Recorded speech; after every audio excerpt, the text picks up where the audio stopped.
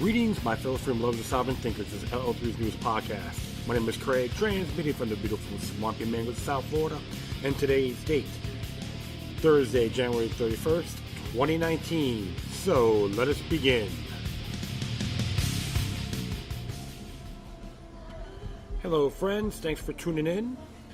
Beautiful day in Fort Lauderdale. Maybe raining a little bit later. I'm at Stash, located at 109 Southwest 2nd Avenue in the heart of Fort Lauderdale, Florida, which is adjacent with Revolution Live in America's backyard. And I'd like to wish a happy birthday to Jeff Hanneman from Slayer, who passed a while back. May his soul be forever free, and like it or not, he made waves in that genre of music of thrash metal. And anyone else that was born in this state, happy birthday to you as well. Yeah, so I know big mainstream news talk on what's happening with Venezuela, and it looks like Gadillo, the so-called interim president, wants to say the United States needs to get involved. Needs to assist them on restoring our democracy. Good grief. There's some real controversial issues with this individual, and many of them said he's a puppet, CIA puppet operative. So a lot of things are pretty obvious, and of course he was being intimidated by people and all that as well. I know many of you out there know that I'm not crazy about government as a whole, including what's going on right down there, for an example. And there's some issues, don't get me wrong. Sanctions, central banking, fiat money as part of central banking made that country for what it is. Of course, poor managing skills as well. But I did talk about it in this past episode pertaining to that matter. And I'll recommend folks to check out the Mises Institute, Mises.org. They're very informative. You should get their side too. It's always look at things in a bigger picture. I don't believe the United States should not get involved on restoring democracy or government change in that country. They want to use it as a humanitarian missions. That is actually an invasion. If you study the past, even Barack Obama talked about that in Libya with NATO. Humanitarian mission. Let's bomb the crap out of everybody, get rid of Gaddafi, and restore humanitarianism. And right now, Libya is in hell in the handbasket. But a lot of fights have been going on. I recommend to check out this one website called LibyaWarTruth.com. I guess the name of it. They're on Twitter. So if you go on my Twitter page, Lucky Lucky Third, I'm one of the followers. Just type in Libya War Truth, and there's some very good information on there. What's going inside Libya itself. So humanitarian mission, humanitarian intervention it means invasion. So I'm gonna try to make this pretty short as I can. So I'm gonna start off here, which is about Venezuela. All right, it looks like here wants stuff. Here it is. Excellent. Yeah, humanitarian interventions are killing national sovereignty. This came out yesterday. The Mises Institute, Mises.org. And this is by Ray McMakin. And as it reads, since the 1900s, it has become increasingly popular for the United States and other Western nation states to justify new wars on the basis of humanitarianism. This was the case in Somalia in 1993, in the former Yugoslavia in the mid-1990s, and in Libya in 2011. Humanitarian was also part of the justification given for both Gulf Wars in 91 and 2001 and in Afghanistan. We are now told by many in the media and the U.S. military establishment that the invasions of both Syria and Venezuela could be justified on the grounds of humanitarianism. It recognized that in each case, the target country in question is subject to violations of its sovereignty. Violations of national sovereignty, however, requires a disregard for both the UN Charter and centuries of established international laws. The response to this, often given by those who support intervention, is that national sovereignty is not absolute, but it forfeits when a regime behaves in a way that includes violation of human rights. The increasing popularity and use of ostensibly humanitarian reasons for violations of national sovereignty has highlighted for us, however, how sovereignty has long been an important limiting factor on the power of large states in favor of smaller states. Sovereignty's disintegration threatens to remove these limits. After all, large states, especially hegemons like the United States and Russia and China, rarely must rely on appeals to the judicial protections offered by the concept of sovereignty. These large states have de facto sovereignty at nearly all times because of their enormous military capabilities. Appeals to sovereignty in the legal sense are more the domain of smaller and weaker states, which must appeal to both ideological and legal concepts as a protection against those states with far greater military capability. It should not been surprise us then that as a sovereignty takes back a seat to stated humanitarian concerns by larger states, small states find themselves at the mercy of more powerful states. The implications for the international system are significant. The historical problem of sovereignty nowadays, when discussing the concept of sovereignty, most tend to emphasize the importance of sovereignty as strengthening the power of a regime within its own boundaries. In the parlance of historians of the state, a truly sovereign state exercises a monopoly on the means of coercion within its own territory. This is true, of course, so long as we allow for the fact that the true confederations and federal systems allow for shared sovereignty within their borders. The Westphalian system of sovereign states is what most modern people have grown accustomed to. Since the 17th century, the international system of sovereign states has been built on both the idea of sovereign states that are all, at least on paper, or judicial equal. That is, each state is just as sovereign as every other state. Although the modern state system has its disadvantages, as do other forms of international organization before it, is such as city leagues and feudal states. It also has its advantages for both states and their subjects, according to Hendrik Sporian. These advantages include the respective jurisdictions could be precisely specified through the agreement on fixed borders. States could precisely specify who their subjects were. Borders enabled sovereigns to specify limits to their authority, while libertarians and other advocates for limiting state power might point to the problems of national borders and increasing state power over individual persons.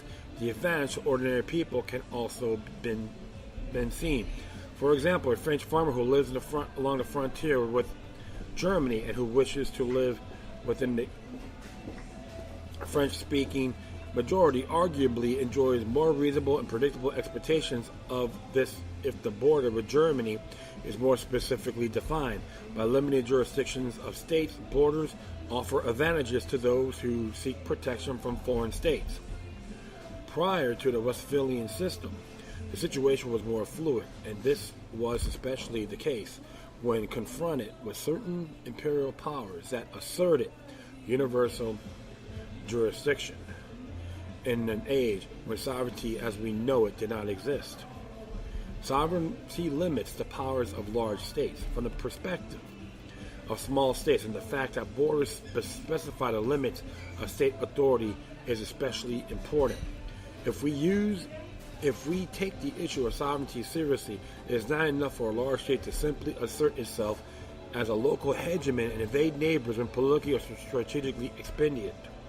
The concept of sovereignty limits the ability of these large states to act. Thus, sovereignty is an ideological justification nationalism, shores up the state power where certain areas, while simultaneously limiting state power in areas outside the jurisdiction of all foreign states. In his book, Great Delusion, Liberal Dreams and International Realities, John Mearsheimer notes, nationalism which is all about self-determination, says the people living inside a state's border have the right to determine their own fate, and no outside power has the right to impose its views on another nation state. Sovereignty is thus inextricably bound up with the nation as well as the state. In essence, nationalist logic reinforced Westphalian sovereignty, but nationalism has its greatest impact on sovereignty outside Europe, where it helped facilitate decolonization in the 20th century by focusing great attention on the principle of self-determination and non-intervention. In effect, it helped delegitimize empire. It is no surprise that the countries that were once victims of European imperialism staunchly support the concept of sovereignty today. Mearsheimer describes that sovereignty was a key issue in rolling back Soviet and thus Russian power in the wake of the Cold War. The influence of sovereignty was probably at its height in the late 1980s as the Cold War was coming to an end. States all around the globe embraced it and definitely resonated with the Eastern European countries trying to free themselves from the Soviet yoke. And once the Cold War ended, many of the republics that comprised the Soviet Union began talking about gaining their own sovereignty, which they eventually did. Consequently, what we see, while sovereignty may solidify the state lower at a domestic level, it also has decentralizing effect at an international level. That's what, like, Club of Rome assets such as the Club of Rome don't like it. Large states now reassert themselves against small state sovereignty, but Mearsheimer also notes respect for sovereignty has been eclipsed since the norm was eroding by the mid-1990s, mainly because the United States took to interfering in the politics of other countries even more than it had in the past. Mearsheimer refers in part of the rise of so-called humanitarianism interventions, which expanded the perceived acceptability of a large power invading, bombing, and militarily dominating a smaller, weaker nation. The U.S., with the help of coalitions of wealthy, medium-sized states through NATO, has been at the forefront for this for more than 2 decades now. Note, of course, that these violations of sovereignty occur only against small, weak states. Larger states which can protect their own sovereignty through real military defense are not targeted, Mearsheimer points out. A liberal unipole, such as the U.S., is unlikely to use military power to protect individual rights or foster regime change in major power, mainly because the costs are too high. Nevertheless, it is likely to interfere in the country's politics in other ways. Its tactics might include relying on non-governmental organizations, NGOs, support certain institutions, and politicians inside the target state, leaking aid, membership in the international institution, and trade to the major powers' human rights records, and shaming the target states by publicly reporting its human rights violations. This approach is unlikely to work, however, because the major power invariably views the liberal powers' behavior as illegitimate. Interfere with its internal affairs, it will think its sovereignty is being violated, causing the policy to backfire and poisoning relations between the two countries. Thus, it is no accident that we can only hear calls for humanitarian regime change or invasion in small states that can offer no meaningful resistance to military might. More adroit observers in small states are aware of the implications of this. The erosion of sovereignty is thus viewed as a rival of colonialism by international relations scholars, and especially in parts of the world where colonialism is still a relatively fresh memory. Vague and ever-changing standards for what constitutes actionable human rights violations. After all, when a need for an allegedly humanitarian invasion is invoked by larger states, no objective standard is given as to at what point a state has forfeited its sovereignty because of human rights violations. Many could agree about extreme cases, such as with the Rwanda genocide, but most cases are far less clear. In the case of Libya in 2011, for example, there are no looming human rights crisis that was remotely comparable to what happened in Rwanda, and yet the U.S. called for immediate and urgent invasion of Libya in the name of human rights. And of course, and I remember at the job, all these worst Obama supporters were watching the TV, talking about the humanitarian mission, and they all like, okay, like they had to look, it's exceptional. But if someone like George W. Bush did, they all go on Cujo and Heat. So I'll continue on here. Similarly, the current situation in Venezuela remains firmly within a gray area that bears no comparison to true genocide. What is the body count? How large are the mass graves? This isn't to say that the Venezuelan regime is an enlightened one, but the fact that a humanitarian invasion of Venezuela is even being contemplated shows how far the goalposts have been moved in the matter of human rights violations, compared to what was viewed as a serious violation 20 years ago. Many defenders of the sovereignty and independence of small, relatively poor countries ought to view such a development with concern.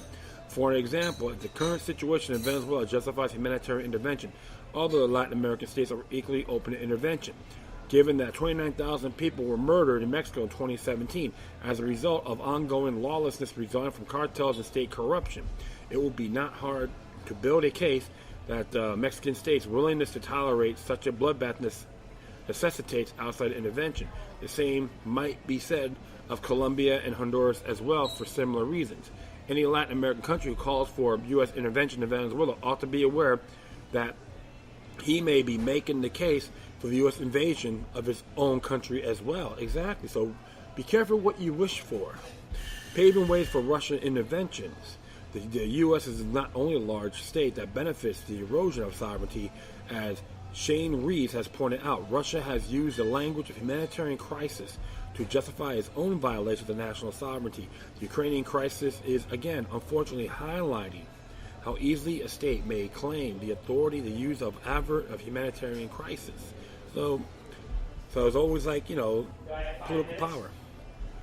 Notably, Russian President Vladimir Putin claimed the intervention in large part was to defend Russian-speaking minorities in the region from real threats to life and their health, to protect against anti-Semitic violence, and for a number of other humanitarian purposes. The Russian state made similar claims during the 2008 Russia-Georgian War in Abkhazia and South Ossetia. Naturally, the Western media and Western intellectuals tend to dismiss the Russian claims, portraying these violations of sovereignty as unjustified because those areas don't really warrant humanitarian intervention, and because Russians are supposedly motivated only by cynical self-interest. We are told, of course, that Western invasions using the exact same logic and justification are all motivated by only noble and honorable desires. It is not difficult to see, however, how the U.S. erosions of national sovereignty in the name of humanitarian intervention has laid the groundwork for the Russian state to engage its own intervention. Moreover, were the Chinese state to intervene in neighboring countries to protect ethnic Chinese minorities or to calm ethnic tensions in neighboring states, on what grounds would the West object? It is increasingly difficult to credibly appeal to respect for sovereignty as a limiting factor on Chinese or Russian U.S. intervention. All that is left a debate over whether or not violations of rights of national minorities constitute a human rights crisis. No meaningful yardstick for measuring this, however, exists. It's always like that, right? Desirable limitations on state sovereignty. None of this is to say that state sovereignty is an unmitigated good. State sovereignty is often problematic precisely because it reflects the state's ability to assert itself as the ultimate legal and political monopolist within its territory. This can be a major problem for domestic minority groups and regional powers attempting to assert their own autonomy within a state. Thus, limitations on state sovereignty through secession, federalism, and decentralization in general can be justified without eroding sovereignty as a concept that as a bulwark against intervention by large states. When large states violate the sovereignty of small states, whether ostensibly justified by humanitarianism or not, the result is a concrete and de facto increase in the power of a large state at the expense of a small one. This is no less desirable in the international realm as it is domestically, when a national government might impose the preference of a larger state or province on smaller, relatively weak ones. Meanwhile, the current drive toward ever more frequent violation of national sovereignty in the name of humanitarianism represents a significant victory for large states seeking to expand their own power ever outward. And it makes sense. Yeah? Can't argue with that at all. This is why the United States should never get involved in entangling alliances, foreign entangling alliances. They should need a butt out. George Washington warned us about this, and many others as well. The United States needs to be a constitutional republic, period, no exceptions. And of course, even Goodale Goddamn was talking about he needs the United States to intervene. No. If the people in Venezuela want sovereignty and they want to take care of their own tyranny, they got to do it themselves. That's a fact. And many issues happen that damage that country. Indifferences and all that, corporations, central banking, government knows best. And I'll still say this again. Constitutionally speaking, Venezuela is a police state because Article 324, firearms, is owned by the state, the republic, not the people. And that's disturbing. So you have to see that as well. That's not how that's not a free nation. Let's restore democracy. Give me a break. Don't even support natural rights. And then they got this clown, Cordeo, wants to go saying he's some hotshot, some glam boy. A lot of people don't even know who he is. And he's been groomed up in the United States at college, at universities. So I can tell to the folks in Venezuela, liberate yourselves.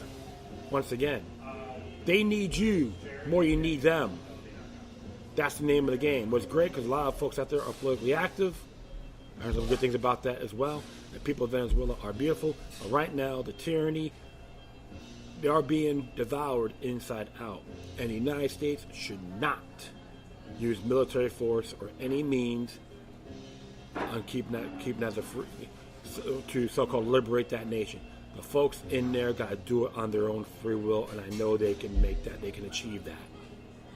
So pray to all those folks out there, regardless of political differences.